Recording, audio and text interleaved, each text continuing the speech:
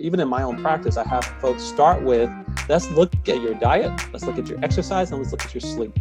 How are those things in your life? If you are deficient in any of those things, it's going to affect your wellness, especially your mental wellness.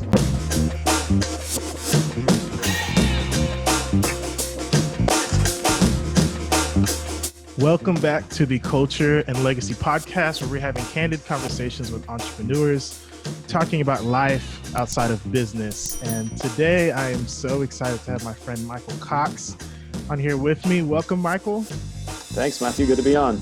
I am so glad to be here with you. I think this conversation we're going to have is super timely and very important for not just entrepreneurs, but everybody everywhere. Why don't you tell us a little bit about who you are and your business and what you do for people who may not know you?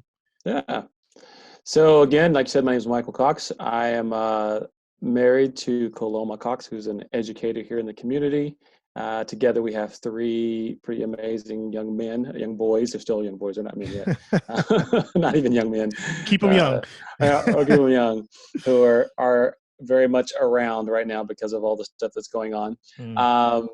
Together we own Whole Life Priorities, which is a counseling, coaching, and consulting business. I am a licensed professional counselor, have been doing that since for about 10 years now. Working in the mental health, public, private. I've been doing different education around the country. I do some stuff called mental health first aid, where I go and train people in the program called mental health first aid, very like CPR first aid, and helping people know what to do when people are experiencing mental health problems and how to give that initial help. Beyond that, I don't have any other time. Family and business. I have a private practice here in Pflugerville, where I see clients, adolescents, families, couples. And so that keeps me going. Cool. I feel like recently more than ever, you're probably super busy, huh? You know, it's pretty interesting. I'm not. Right now, I'm steady, I guess you could say, but I'm not super busy, and I've not quite got my finger around why that is. I'm on a couple of therapist networks, whether it's on Facebook or something like that. And people are having clients, those kind of things, but I am not super busy. Okay. So I don't know. That's good. More time for family, I guess. Yeah. So one of the things I think about, I feel like now, I guess really to jump right into it, over the last few years, I feel like mental health has really been a huge, I use the word stigma loosely, but it seems to be the excuse for everything, whether there's, this event going on or that event going on, school shooting here, bombing here, politics here. Everybody's just mental health. What is the thing that we are, I guess, misunderstanding about mental health? Or can you even define it? Like I know it's so broad, but can you kind of just get us into that conversation of what is mental health? Yeah, so I think what happens sometimes is people get terms somewhat mixed up. And so when we say mental health, it's kind of just a broad term, where just like your physical, with quotation marks, physical health, we all desire a level of healthiness or wellness. And so the term has been adopted for mental health just to kind of talk to the category or the field in general. But when we talk about individuals who are experiencing mental health problems, it's when individuals are experiencing something that causes a disruption in their life. And that may be something that is to the degree of an actual diagnosis from a licensed professional that can have an actual diagnosis of a mental health problem or a mental illness, or maybe not, right? And so we all experience difficulty. Right now is a good example of that, where we're dealing with COVID-19 and trying to figure out what it all means. So you see heightened levels of anxiety, maybe even some depression for people, many things that could come out for individuals that may go diagnosed and may not. And so the terms, when you talk about mental health, is just the general field of mental wellness and health. And then we start looking at individuals who have problems in that area. You tag on a mental health problem or mental illness when it comes to an actual diagnosis. I think the word stigma is around the negative connotation or the negative stamp that's put on someone around something. In this field, it is the negative perception or negative view of someone because of the problem or illness they may be experiencing. So do you feel like in general, whenever mental health is coming into the conversation, whether socially or even, well, maybe it's more socially than your job, do you feel like it's more around the negative connotations of mental health instead of just the totality of it's a broad category? I think it's shifting. I think that the negative connotations are shifting a little bit more positive in that people are more open about talking about mental health problems, which is good. That means that people are no longer suffering in silence or experiencing these things in silence. Mm-hmm. I think it depends on culture, it depends on community when it comes to how negative it's being talked about. I think there are definitely still those out there that have a negative view, or many that don't even think it's real. I was just talking about this last night on Facebook about how there are many folks, especially like in the faith community, that folks don't feel it as a real thing. I think historically, though, there has been a divide between a faith community and the psychological community. You can look historically on both sides, they had those two divided and had their negative views around both. But I think we are getting to a time where people are being more open to talk about it.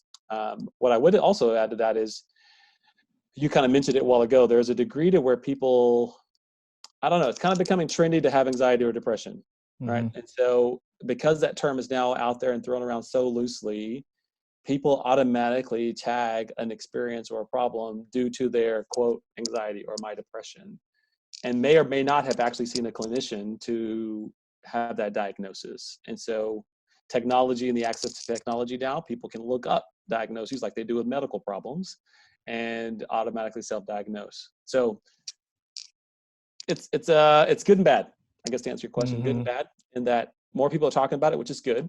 So that's starting to reduce the stigma. Negative in we, like many other things, start self-diagnosing, and unfortunately may not be appropriate.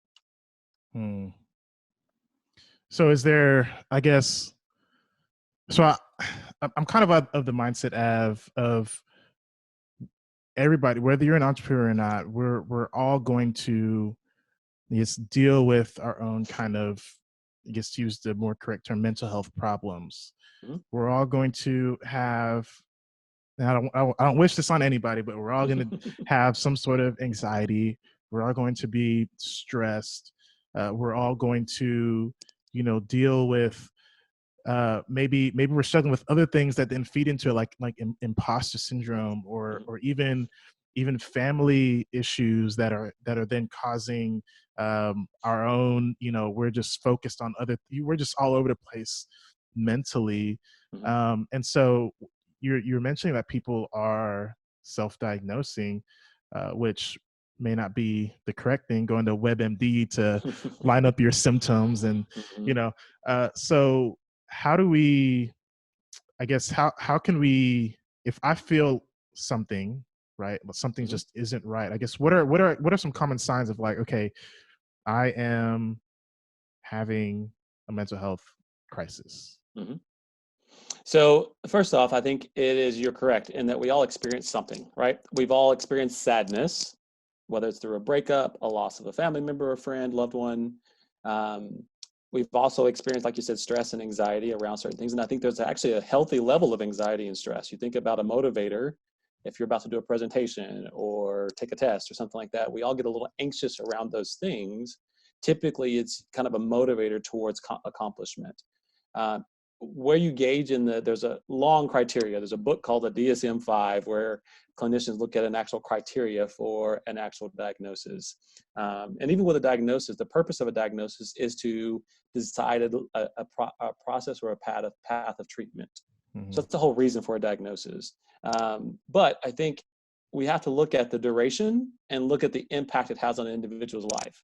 So if I'm having some anxiety around things and it's impeding me from going to work, if it's impeding me from carrying out my daily activities, or my relationships are suffering from it, then I have to determine, all right, maybe this is something that causes me to need to go see someone else. It's kind of the same thing like a cold, right? If you think about it, if I got a cold and I've got the sniffles and maybe a little bit of a cough and that's about it, I'm probably not going to go see the doctor. Yeah. I'm probably going to do whatever remedies I take care of to do those things. But the more persistence it gets, the longer it lasts, and the more it impedes on my day-to-day activities or relationships, then it becomes a problem that needs an actual professional to address it. So I Okay. think the same thing happens when it comes to anxiety, depression. We all experience certain things and at different levels. We have to just determine to what level is it impeding our ability to carry out those things. And then when we need some assistance to figure out how to get past it or to deal with it or live with it or seek recovery is what it's called in those things. So actual landing at a diagnosis, it does take training. I mean, you think about a doctor, there are certain things that we may feel like if you've got a stomach problem or something's going on, to a certain degree, we all kind of talk about, even if we talk about our old grandma remedies, this might be this, or I might have that, or this is what you take for it. Well, if that doesn't work, then I need to go see somebody else. At some point, you tag in someone who has more training and education to help you determine what's going on and how to treat it. It is the same thing with mental health problems. Is we all do experience certain things, but most of us in general population have the ability to recover from those things without the assistance of a professional or without even a diagnosis. That doesn't mean that you don't have depression or that you don't have anxiety, but it may not be an actual diagnosis. You've experienced those things, and so we call that acute, meaning for a short period of time. You might have had depression to a degree, but it may not be the clinical depression or generalized anxiety disorder. Something makes there's a criteria that helps you determine if it's a disorder or an illness. Okay. So it's not necessarily, so in the case of depression, I feel like that's a big one as well, where I could be going through maybe a depressive state because of a passing of a friend or family or a recent layoff of a job, but that doesn't, I guess there's a difference in being depressed and being, I guess, clinically depressed, being diagnosed with depression. Yes. And I'd also say that there is a difference between depression and grief. Ah. And so sometimes when I've lost a loved one, I've lost a job, people experience grief that could mimic depression, but that may not be it. We want to automatically tag it as depression or depressive state. And it may not be that. It may just be grief, not meaning that that's a lesser thing, but it is, there are stages of that in which an individual looks at grief and how they deal with those things. And so that's where it's important to have someone with some training to help us guide through those things, because we may be trying to treat something that it isn't. And that happens even with clinical individuals. You think about a doctor, how many times you go to a doctor, they get it wrong, right? It's called a practice for a reason. Don't practice on me. Exactly. Right. And so I think that happens. And unfortunately with the mental health field, we feel like if we don't get it exact, you think about someone who gets a diagnosis from a doctor. Oftentimes, if I don't like that diagnosis, I typically will go get a second opinion from another doctor. But in the mental health field, if I go see a counselor and it didn't go so well, I'm never going to go see another counselor because they're all the same. And so it's kind of like, well, those two don't quite add up. Is trying to figure out personality is part of it. Training, do I have the appropriate training? There's a lot of things that kind of factor into that to determine if something is an actual diagnosis. So, I guess still on the topic of, grief versus depression. So let's say, I lose a loved one, or for many people in this current climate right now, we've lost jobs. I think unemployment is at an all-time high. People are getting sick. People are dying. So a lot of people are grieving or even stressed. And so what kind of what I guess you mentioned practicing and I guess misdiagnosing. What does it look like to be dealing with grief but treat it as depression, which may be incorrect? Like, does that lead to could that eventually lead you to depression, or can that leave you in a longer state of grief, or is it kind of the same, I guess, treatment? Yeah. So yeah, I mean, I think depression can come in at any point in any direction. There are genetic predispositions, like many other medical things, where individuals, just because it's been in their family history, they could have a predisposition towards depression or any other medical problem. Same as diabetes or any of those different things. We do also know that trauma is one of the number one contributing factors to people developing a mental health problem, so depression or anxiety and those things. And right now, this could be a traumatic experience for individuals. So depending on a death or accidents or those kind of things, it's up to that individual and their level of resiliency that's developed on Mm-hmm. how they respond to it. It could go on to develop into a problem, or it may not. It's different for every single person. And so I think it also manifests differently. So we know historically and with research that depression looks different in men and women. Hmm. Typically, not all the time, but typically, it shows up in anger or rage in men, even early on with young boys. Interesting. And so it gets misdiagnosed because it's seen as a behavioral thing, as opposed to it could be depression. And Mm-hmm. so that's why I caution people when it comes to trying to come up with a diagnosis. It's like, let's just see what's going on, Mm-hmm. what's happening, and how do we begin to work with that. And so even in my own practice, I don't start at a diagnosis with people. I want to know what's going on. What are you experiencing? Let's try some things to see if it lessens the symptoms and things that are going on. If it doesn't, we continue to increase the treatment. And so it really depends on the person, the supports that they have around them, how they've handled difficulty in the past. There's a lot of factors that come into play into that. And can it go on to develop to something else? Yes, we do know that medical problems can lead to mental problems and vice versa. And so what it actually presents as, we never know. And sometimes with individuals, they oftentimes present with medical problems, like with stress, can oftentimes show up in the gut first. And so Mm-hmm. people will go to a doctor talking about somatic or stomach problems, gastro problems, and it may be stress or depression or anxiety. And so we know that right now, many doctors are using what's called a depression scale, and they ask a certain level of questions and determine whether or not a person might be at risk of depression. Hmm. So there's so many ways that it could come at us that automatically jumping to anxiety or depression, it may not be it. And we also know that there are many medical problems that could be going on that we Mm-hmm. have to see it. It could be food and diet Mm. that could be affecting the person. So trying to arrive at things on our own really isn't the smartest thing to do. Wow. So most people who are, I don't want to categorize everybody, but people who say, dealing with some anxiety right now, I'm having some depression, may not actually be that extent of having anxiety or being depressed. So the level of misdiagnosis, self misdiagnosis, which is wrong in itself, Mm. um, may actually be incorrect. So how can I, or people who are listening, like, man, I'm something isn't right, I'm struggling, because I'm kind of the mindset where, like, unless my arm is laying over there, I'm not going to the doctor. Yeah, Like like many. something has to be terribly wrong. Yeah. You know, um, so and even with kind of how this this podcast is starting, culture and legacy, like culture is defined so differently. Culture can Mm-hmm. be your people group, your racial group, your gender, Right. your neighborhood where you grew up, and so Right. many people are, I guess, defining or miscategorizing or just not taking seriously the topic of mental health. How can we all just get comfortable with this conversation and even reaching to the point where it's like, okay, like something is wrong outside of me?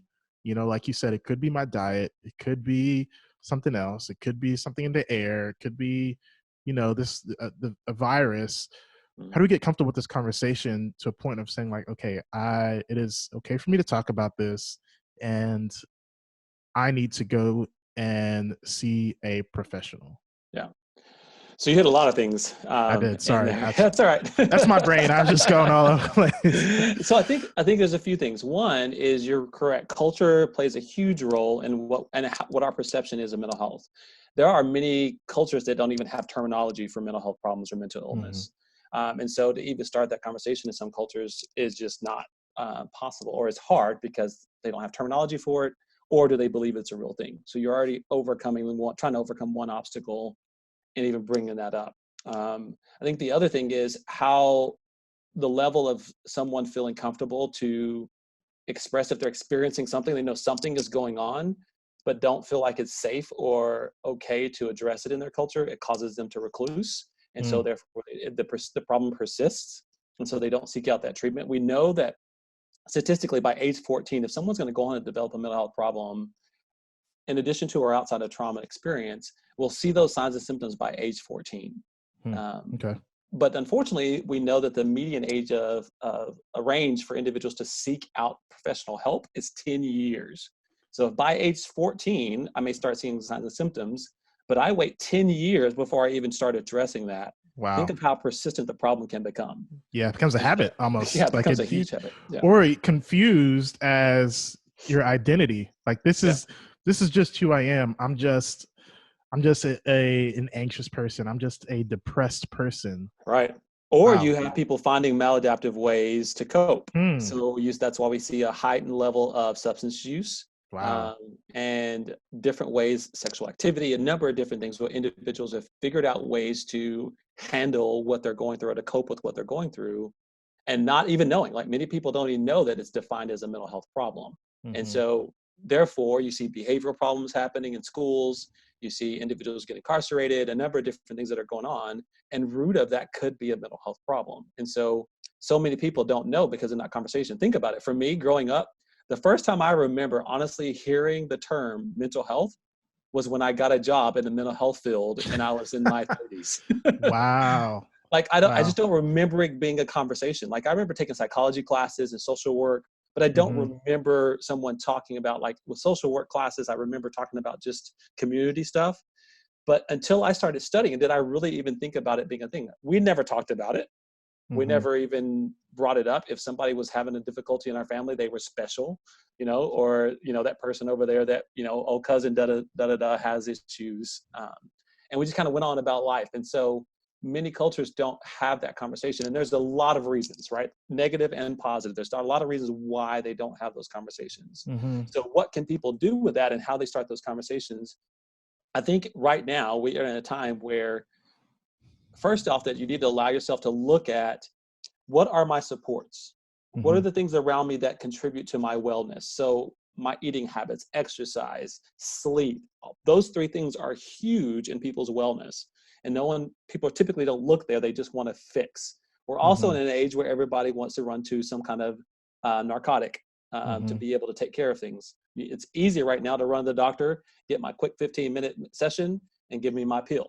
And so sometimes people expect that in the mental health field, as opposed to it takes time. So there are many ways that people go about it. But even in my own practice, I have folks start with, let's look at your diet, let's look at your exercise, and let's look at your sleep.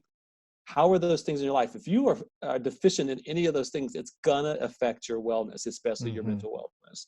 And so look at those things and then expand out beyond that. If those things are on point, they're doing pretty good, and yet something persists, then let's find out what that something is.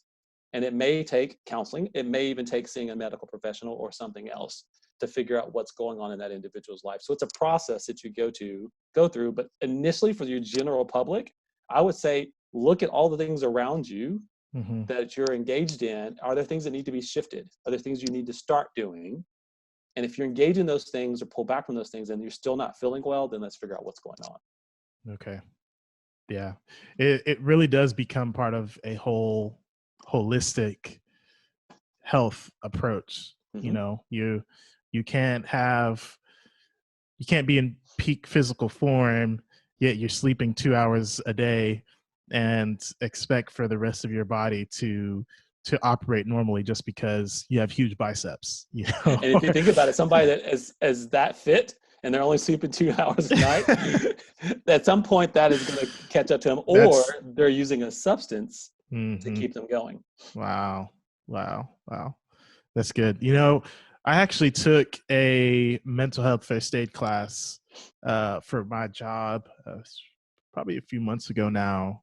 And I remember there was this one exercise we did where, we had like 15 people and each person had like a piece of paper that had like a different illness, anything from PTSD to cancer to gingivitis. Yeah, gingivitis. That was one of those. I guess you do this. That's the common exercise. Yeah. And dementia, all these things. And we had to kind of, on the scale of, I don't know what the scale was, just, from least to most severe or whatever. Like, right. There's 14 different signs. Yep. Yeah, 14. And it was extremely eye-opening Mm. to,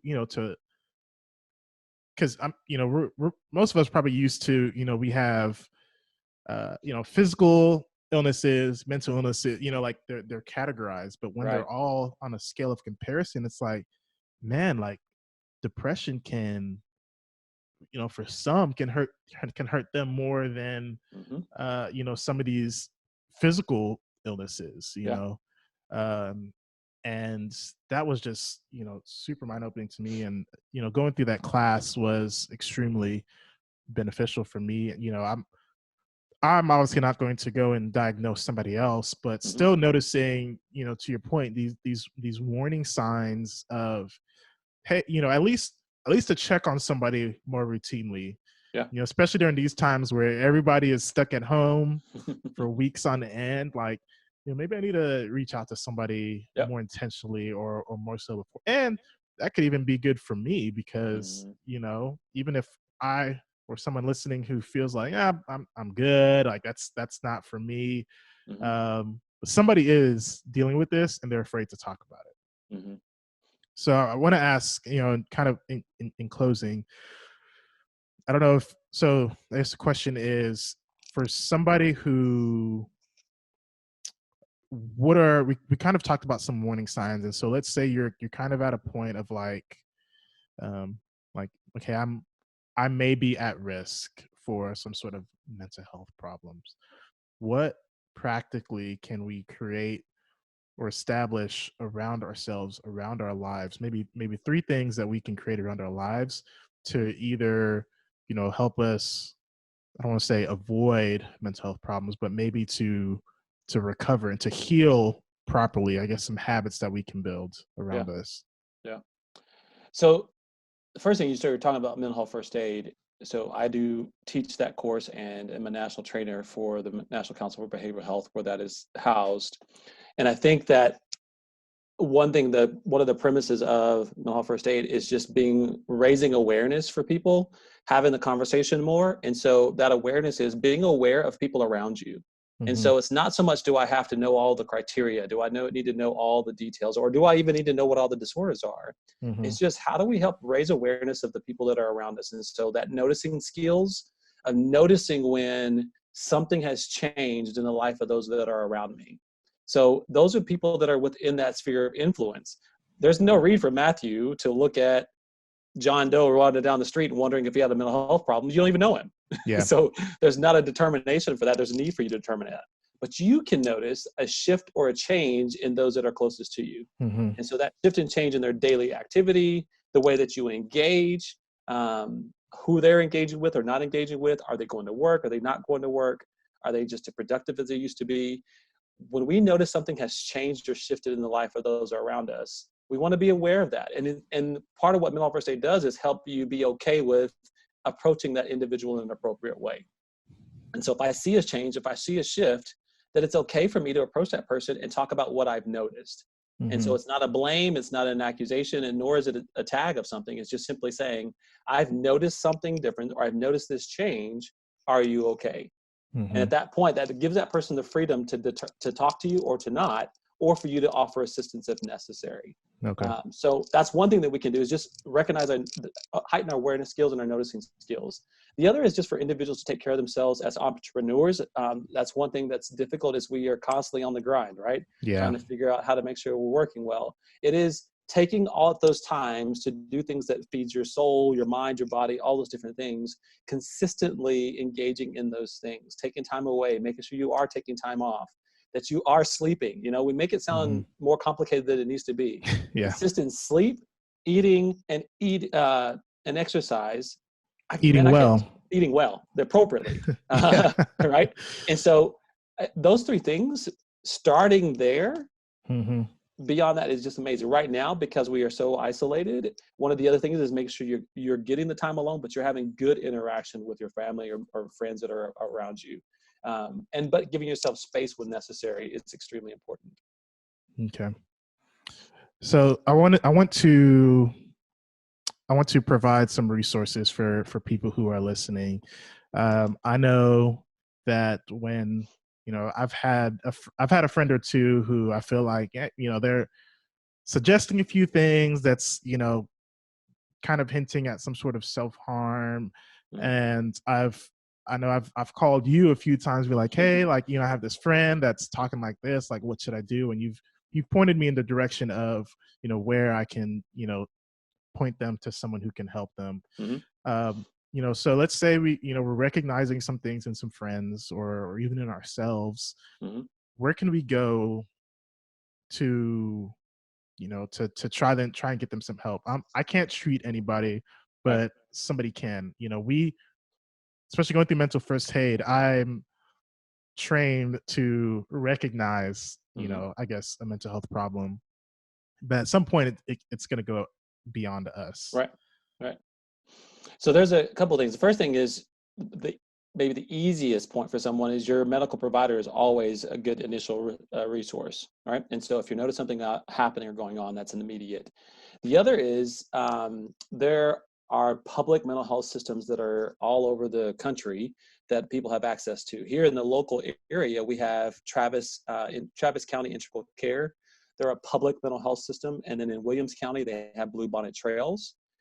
Both of which actually have crisis intervention services. So you mentioned earlier the difference between when somebody's having a problem and when something's a crisis. A crisis is when a person is at harm to themselves or someone else. That's what I call above my pay grade. I'm even not able to handle all those things. I need to get those to someone that can handle those things. And so both of those public entities have what's called a mobile crisis outreach team that can come and do an assessment at a home, at a business, or some of those places to find out if someone needs to go and get treatment immediately.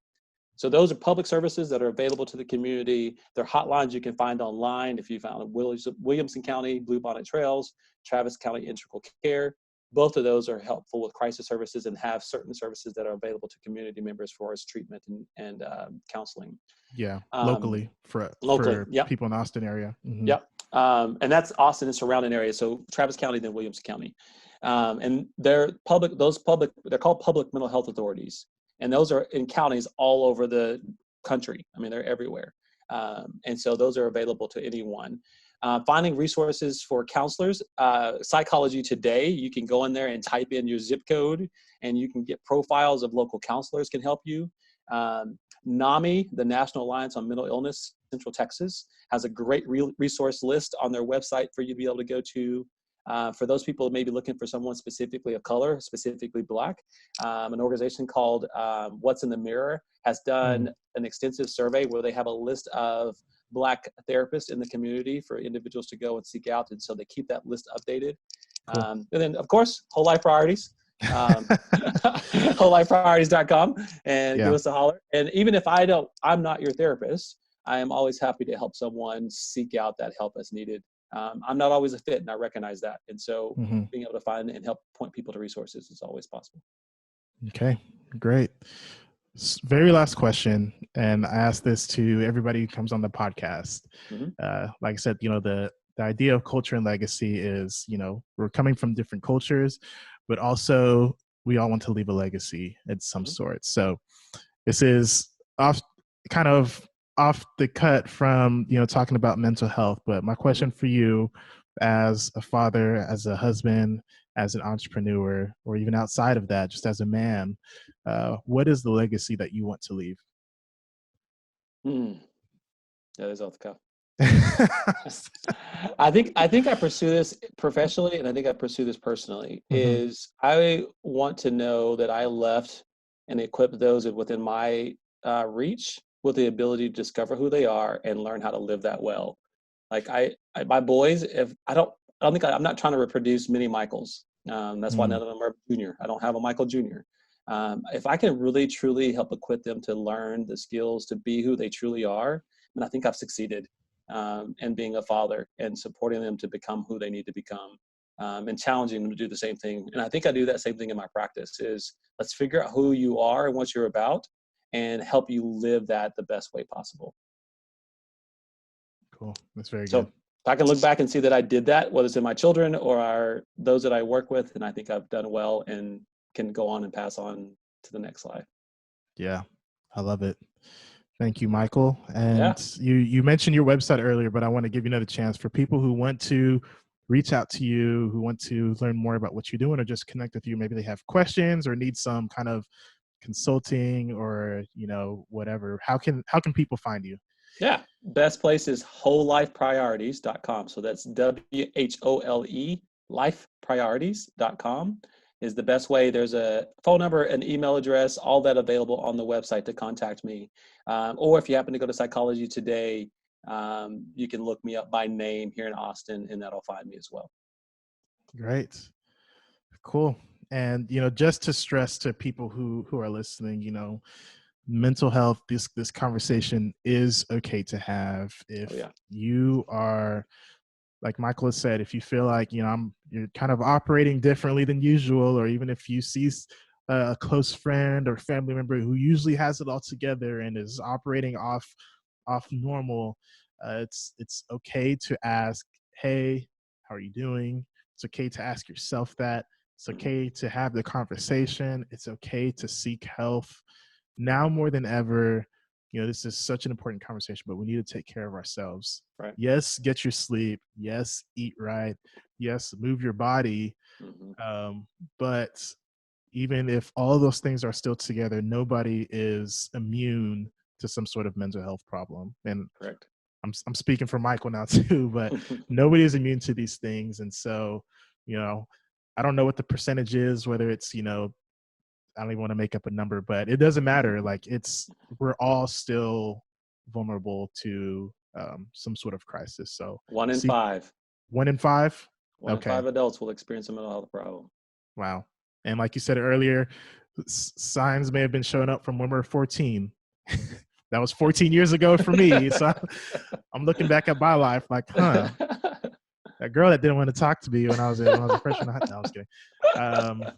But yes, really, reach out to somebody, whether it's somebody locally, whether it's Michael at wholelifepriorities.com. If you just feel comfortable talking to your spouse or your friend, talk to somebody, have the conversation, and take care of yourself. Cool. That's my soapbox. Michael, thank you so much for joining me. I believe this was an extremely fruitful and timely conversation for us to have and for people who are listening. I appreciate it. Thanks for having me on. Absolutely. Thank you very much, Michael. All right. Peace.